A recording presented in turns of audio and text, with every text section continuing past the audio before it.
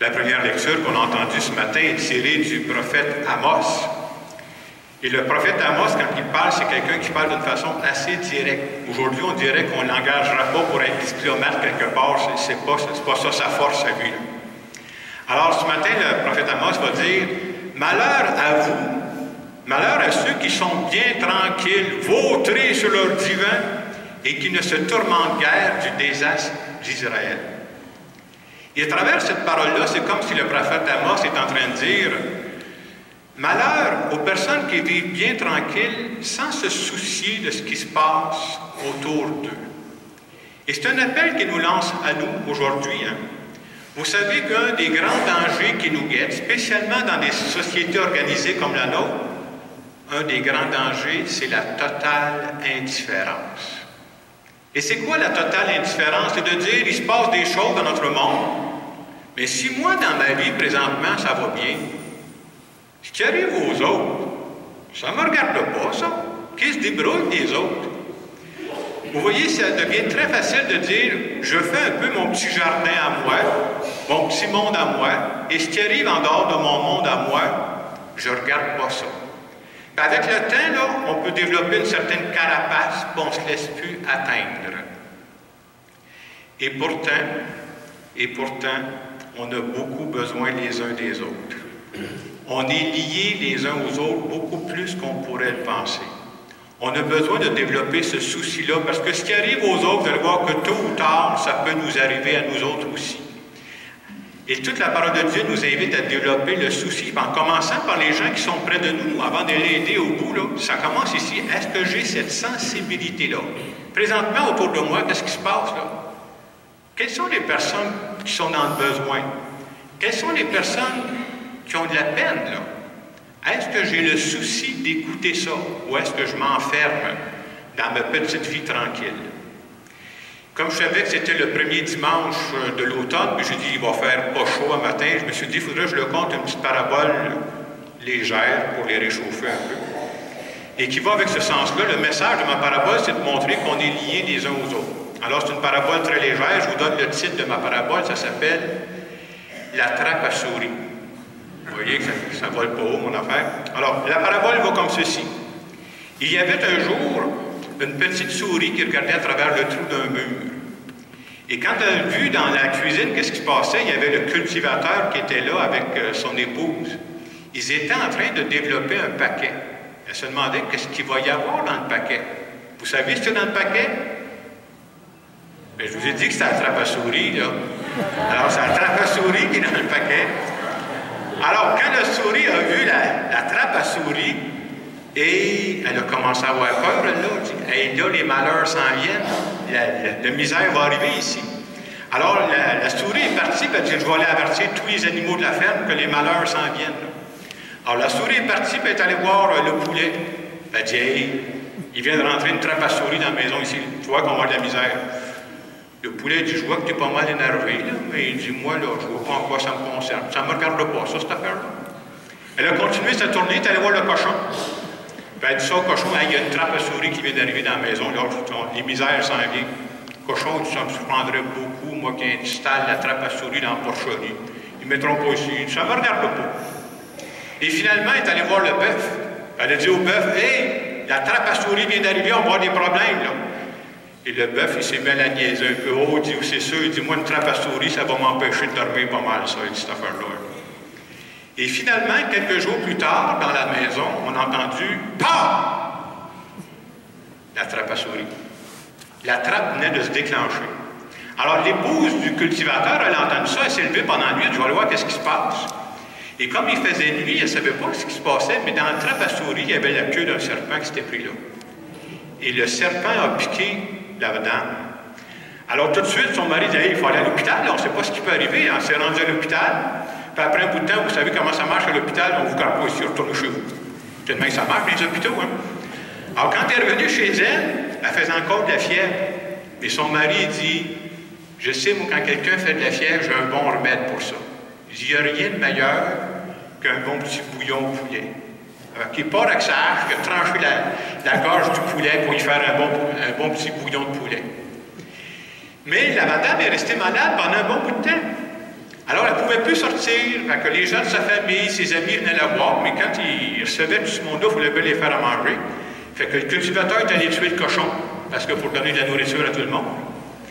Et finalement, mon histoire, ça a très mal tourné. La dame est morte. Fait qu'ils ont fait les funérailles, mais après les funérailles, il faut bien faire une réception. Fait que là, il y avait bien du monde. Fait qu'ils ont tué le bœuf pour nourrir tout le monde. La morale de cette histoire, si jamais il arrive quelque chose à vos proches, puis vous pensez que ça ne vous regarde pas, faites bien attention, ça pourrait vous rattraper. Fin de ma parabole. Et pour moi, c'est un peu ça qu'Amos veut nous dire ce matin, là. On pense toujours que ce qui arrive aux autres, ça ne nous concerne pas. Mais on est beaucoup plus liés les uns aux autres qu'on pourrait le penser. Et ce lien-là entre les uns et les autres, c'est voulu par Dieu. Dieu a voulu nous mettre sur la terre pour qu'on puisse s'entraider. Dieu a voulu qu'on soit des personnes différentes pour qu'on puisse se compléter, pour s'aider à passer les moments les plus difficiles de la vie. Et quand on entend l'Évangile de ce matin, ça va dans le même sens. Hein? Jésus compte une parabole.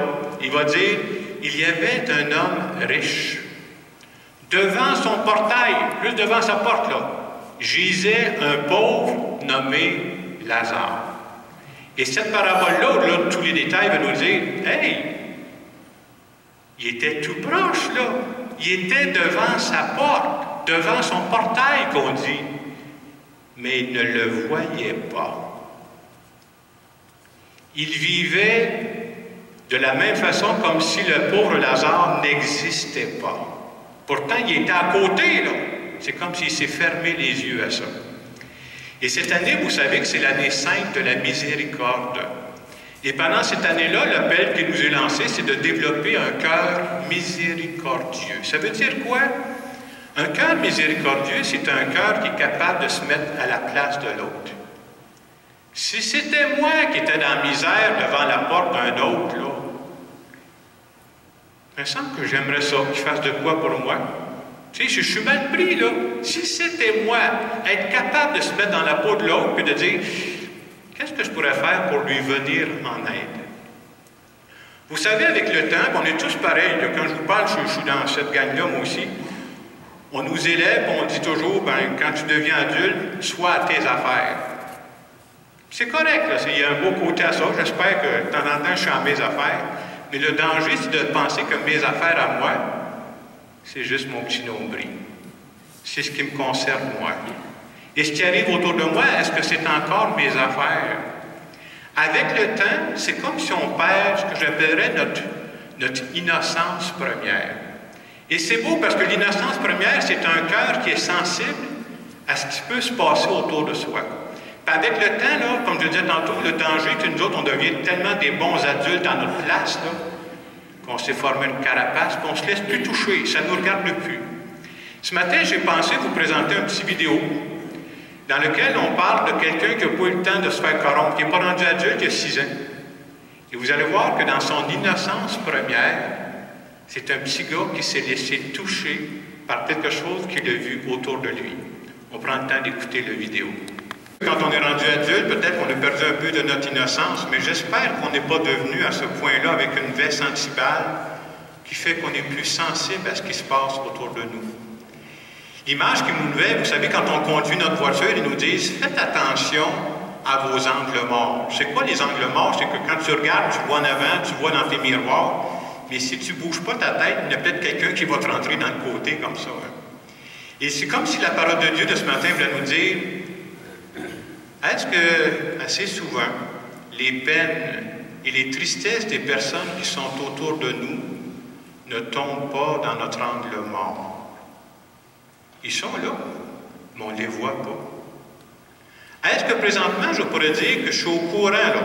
On connaît tous un certain nombre de personnes. Dans toutes ces personnes-là que je connais, est-ce que je suis au courant de quelqu'un qui serait dans le besoin? Quelqu'un qui vivrait une peine, un problème. Ce n'est pas nécessaire d'être un problème majeur, là. Est-ce que je suis sensible à ça? Est-ce que je m'en rends compte? Vous savez, des fois, quand c'est des très, très bons amis, on va faire ça, on se parle au téléphone, là. Moi, je remarque ça, vous savez, 2-3 minutes qu'on se parle, là, peu importe ce que la personne a dit, là, ça ne va pas.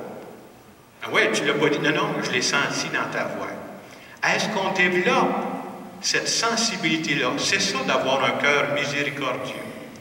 Alors ce matin, à travers la parole de Dieu, à travers ce qu'Amos nous dit, à travers la parabole que Jésus nous présente, on se fait dire qu'autour de nous, devant ma porte, il y en a des Lazare. Il y a des personnes dans le besoin.